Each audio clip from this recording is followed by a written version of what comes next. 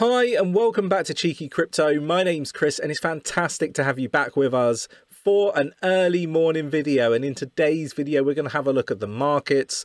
Another lending protocol is struggling. We're going to talk about FTX and much more.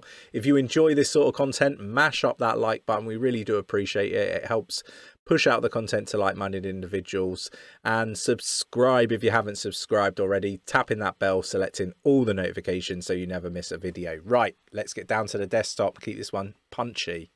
Okay, so we're going to start on coin market cap. We're down 3.95% for the total market cap of crypto, which now stands at 910.11 billion.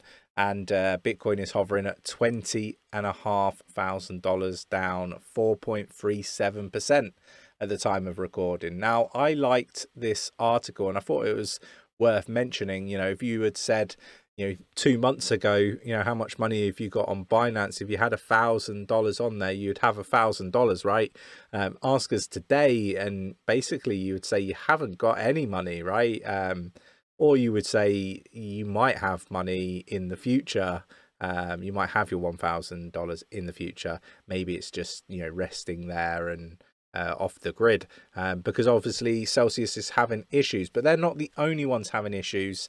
And the concern for me is that none of the previous investors in Celsius seem to be willing to fund and sort of bail out Celsius. So it's not looking good.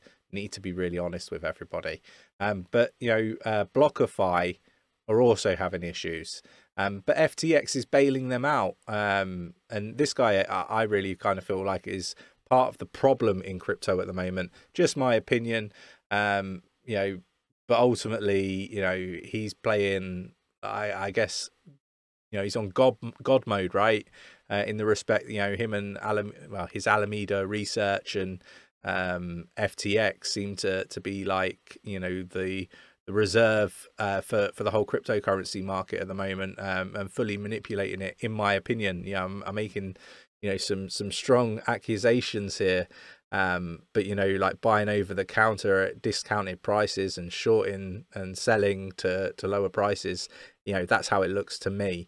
But it's just my opinion, doesn't mean it's factually accurate, right? But like at the moment I'm really avoiding using FTX and anything that they're associated with, but we'll see how things sort of progress with everything with Celsius. Obviously I'm a bit miffed because I have 10% of my portfolio on Celsius, so it's not a great position to be in, but remember, you must utilize risk management, and that is why I only have 10% of my portfolio and not 50% or 40% or 100% of my portfolio, because it's risky with these centralized entities, because they can be playing with your money in a way that isn't safe. And I think that's what's transpired in cryptocurrency, right? I don't think it's been handled in the right way. I really don't. So again, I would say utilize cold wallets or cold storage. There is a link to Ledger in the description of this video. I'll play an ad.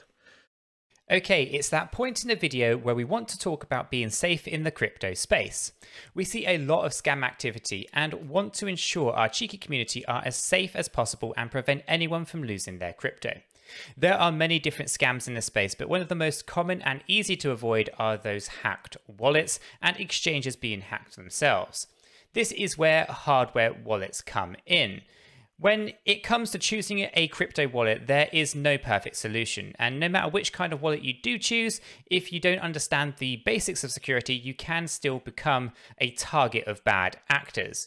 Now, like I said, we like hardware wallets because they minimize the risks that we cannot control, such as major data breaches at cryptocurrency exchanges or malware that exploits the zero-day vulnerabilities in mobile and desktop operating systems.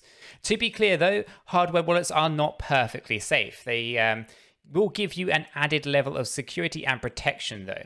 We do like to use the Ledger devices. We have Ledger Nano S and X on this channel, and these are for a good bang for your buck when it comes to keeping your crypto safe and secure. There are two models, the Ledger Nano X and the Ledger Nano S. The X uses Bluetooth and can be used with your mobile, where the Ledger Nano S, it does require you to actually plug it into a laptop. Those are the two main versions, and we actually use both of them as some cryptocurrencies only work with the Ledger Nano S currently.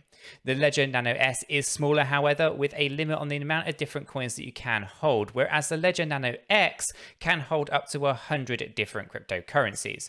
You often find yourself having a trade-off between the kind of hardware wallet that you want to buy and obviously the ones that do everything you absolutely need them to do. Now, when it comes to cost and availability, I do find that Ledger is a little bit easier to kind of come by and is more affordable to the everyday individual and investor. When it comes to buying a hardware wallet, we do suggest you research the different types and brands, and I cannot stress this part enough. Only order directly from the manufacturer, as there are many fake hardware wallets out there. If you are interested in a hardware wallet, there is a link to Ledger's official website in the description below. You will be able to find out more details about how to keep your crypto safe there. Guys, let's continue with the video. And yeah, I just think that this sort of stuff just needs to come to an end. This manipulation, there needs to be regulations, but it needs to be regulations that harbour adoption of blockchain technology, in my opinion.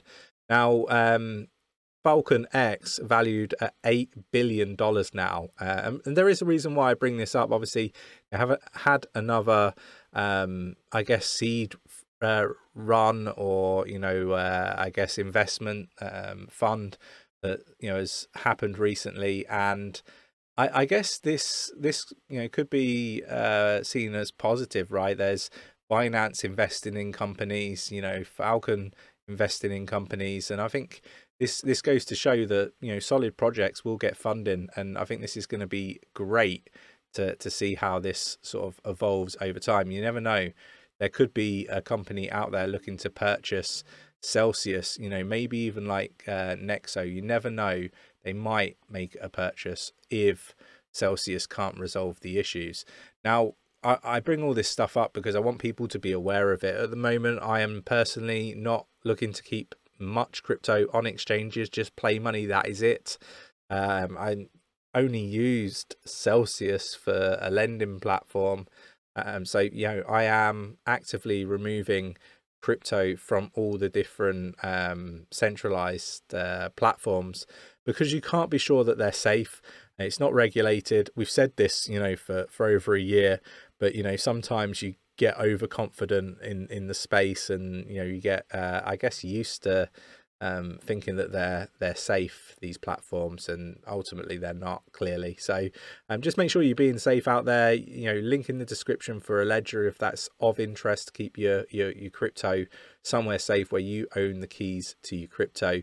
Even decentralized lending platforms seem to be centralized in some way, with the vote on Solana, for example, where they managed to vote to access somebody's funds so they could control it. I mean, it's ludicrous. Whether you agree with it or disagree with it, like, it's not decentralized if you can do that. So yeah, just be careful out there. I wanted to do a short video, make sure everybody was kept up to date with everything that was going on with these centralized platforms, particularly the lending ones and the exchanges.